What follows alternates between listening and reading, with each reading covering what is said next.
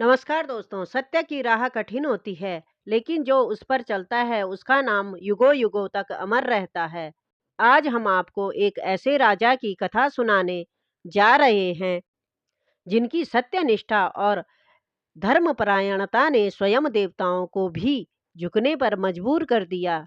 यह कथा है सत्यवादी राजा हरिश्चंद्र की, जिनकी परीक्षा स्वयं महादेव और ऋषि विश्वामित्र ने की थी। नंबर 1, राजा हरिश्चंद्र का परिचय। प्राचीन काल में अयोध्या के सम्राट हरिश्चंद्र अपने सत्य और धर्म के पालन के लिए प्रसिद्ध थे। वे न्यायप्रिय, दानशील और महान दानी राजा थे। उनके राज्य में हर कोई सुखी था, परंतु सत्य की परीक्षा किसी न किसी को अवश्य देनी पड़ती है। नंबर 2, ऋषि विश्वामित्र की परीक्षा। एक दिन महर्षि विश्वामित्र राज दरबार में आए और राजा हरिश्चंद्र से गुरु दक्षिणा के रूप में पूरा राज्य मांग लिया। सत्य की रक्षा के लिए राजा ने बिना किसी संकोच के अपना पूरा राज्य त्याग दिया और अपनी पत्नी एवं पुत्र के साथ वन को चले गए। नंबर 3, संकटों की श्रृंखला।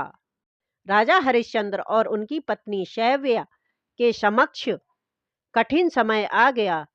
अब उनके पास न रहने का स्थान था और न ही भोजन। राजा हरिश्चंद्र काशी पहुंचते हैं। वहां वे एक डोम यानी शमशान के रखवाले के दास बन जाते हैं।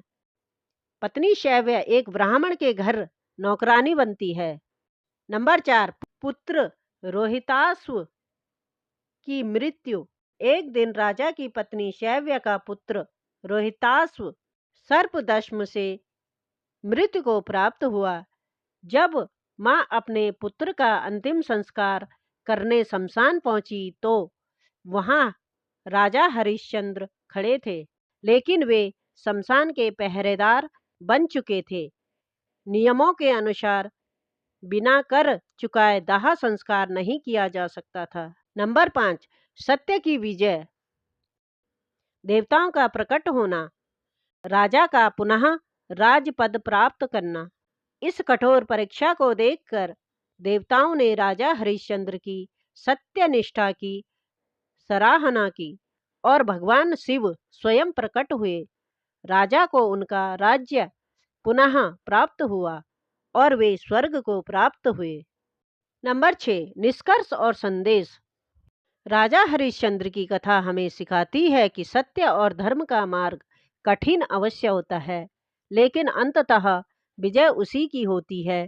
सत्य की शक्ति अमर है और जो इसे धारण करता है वह इतिहास में अमर हो जाता है।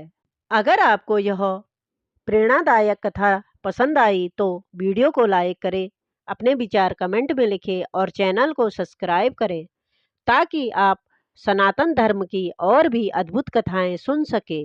जय श्री राम।